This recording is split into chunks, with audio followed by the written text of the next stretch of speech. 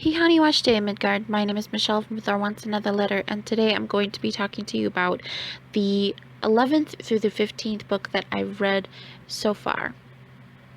So a lot of these pictures are from Pinterest. I try to stay away from the more like illustrated fan art, because then you have to track down the artist. So please, if you see any of the works in here and I don't have an artist, just know that I got it from Pinterest, and I will link my book aesthetics down below.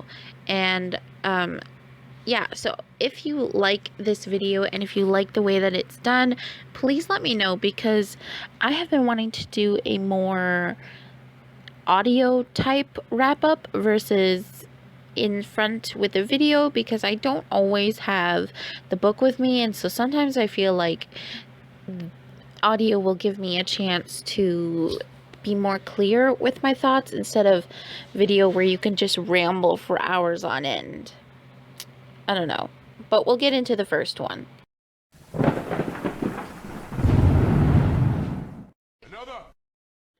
The 11th book that I read was The Perks of Being a Wallflower by Stephen Chbosky. This I read but during the 19th through the 20th of January, and I gave it 5 out of 5 stars. Trigger warnings for homophobia, domestic violence, sexual assault and rape, molestation, mention of, flashback of, suicide attempt possible, drug abuse, alcohol abuse. This book really packs an emotional punch. I really loved the way that it was written in diary entries. I really find diary entries or certain types of mixed media very interesting. And so I really loved that Charlie was sensitive and kind about and to women, and the way that he talks about his father and the way his mom stays quiet and his sisters and the way that he sees things and the world around him. I also very much loved his relationship with music and how he listened to it and just felt certain things, and I really loved the fact that this character was more prone to crying and that he cried a amount. Of course, this is because of like anxiety and depression, but I found that very refreshing that you see a young man on page crying. The 12th book was I Wish You All the Best by Mason Deaver. I rated this a 4 out of 5 stars, and I read it from January 20th to January 23rd.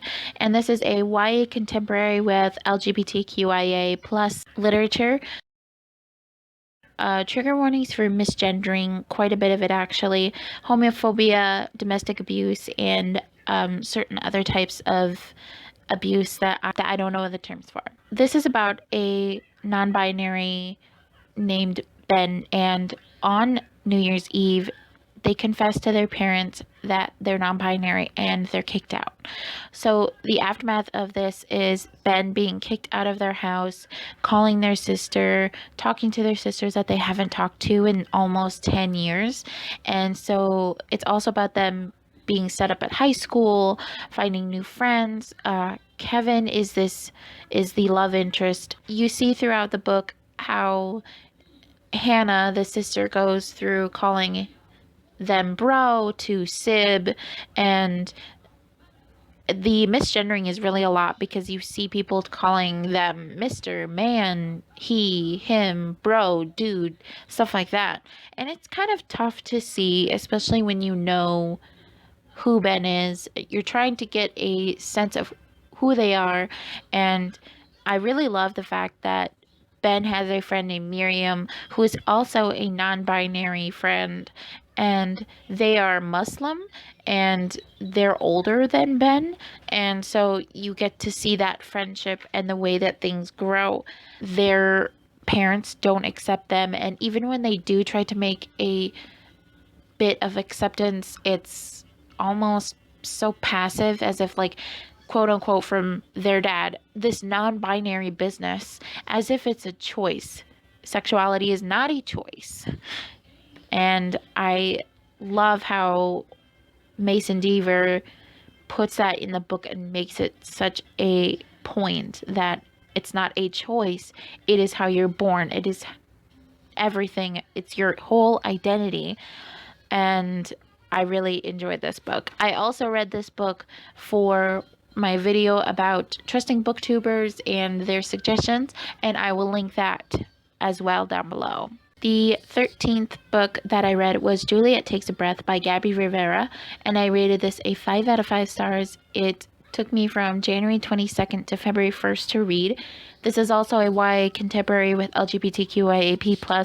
So there are trigger warnings for sexual harassment, homophobia, racism, mentions of masturbation while on your period, blood period. This is if you have blood trauma, white privilege, drugs, and also a lot of microaggressions.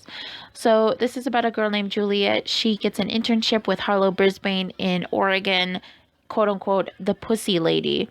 And through her internship, she asks more and more questions, learn things about her identity and feminism that aren't as black and white as Harlow makes it out to be, and also the way that white feminism and things that can hurt the people of color community of feminism, and how it's not all the same, that there are arcs of it that are very, very different. I rated this a 5 out of stars. 5 out of 5 for the writing. The way that Gabby Rivera's words make you feel, and the plot was almost kind of non-existent, but in the way that Juliet herself was enough to drive this story. I connected to her character so much just for her curiosity, her search of definitions, and the way that she identifies herself as a baby dyke from the Bronx.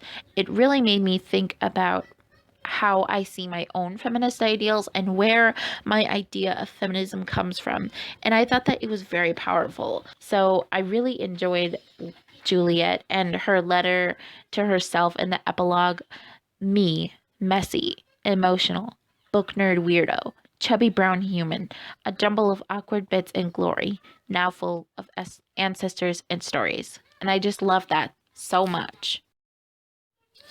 The 14th book that I read was The Death of Sitting Bear by N. Scott Momaday, and I rated this a 4 out of 5 stars, and I read this an entire day on February 9th, and this is a poetry collection, which I don't usually read poetry, but thank you to HarperBooks for sending this to me. This was an ARC. It is published on March 20th, in March 2020. So I don't know the exact date, but I think it's actually already out. So I definitely recommend that you pick it up if you like poetry, if you are into Indigenous poetry, and also if you read Indigenous authors, do it. Read it. It's great. So 15-year-old me would have loved to see this because I participated in oral interpretation when I was in high school, but now I feel like I had less to connect to. However, I really did enjoy the poetry, and I feel as if some of this poetry is not appreciated as much as it should be. Altogether, I recommend you read it. The 15th and final book that I read was The Night Watchman by Louise Erdrich, and I rated this a 4 out of 5 stars, and I read it from February 9th to the 13th. This is a historical fiction, and it also is released in March 2020, and I believe it's out already. I will double check that. So, trigger warnings for rape, sexual assault, racism, trauma, menstrual blood, and death. So, this was my first Louise Erdrich, and I had never read this before or read any of her books, and so the writing was a little bit tough for me to get into right away, and I kind of felt that way throughout the entire book. However, there are certain things that are talked about, like the possible termination of tribes and the way some Native American women get lost and find themselves in precarious situations that I did connect to. So I was grateful for that. There was one reference that really made this book a four star for me, and that was when one of the characters calls a cheeseburger a hamburger sandwich, and my mom calls cheeseburgers hamburger sandwiches, and was like, okay, that's a 4 star, not a 3 star. I don't know why, it just brought up that extra star. I passed this on to my mom to read, and she did really like this. So this also reinforces the fact that I gave it a 5-star. I'm pretty sure she would give it a 5-star. She really enjoys reading Indigenous works. So whenever I finish one, I just pass it on. All right, so that was the 11th through the 15th book that I read in the year of 2020. Let me know what you read early on, and I hope that you're having an amazing day. If you like the way that I did this wrap up, please let me know, because that's how 15 through 20 is going to be. I feel as if this is a little bit better because then I can control what I say, I guess. Anyway, let me know. I hope you're having an amazing day, and I'll talk to you guys later. Bye.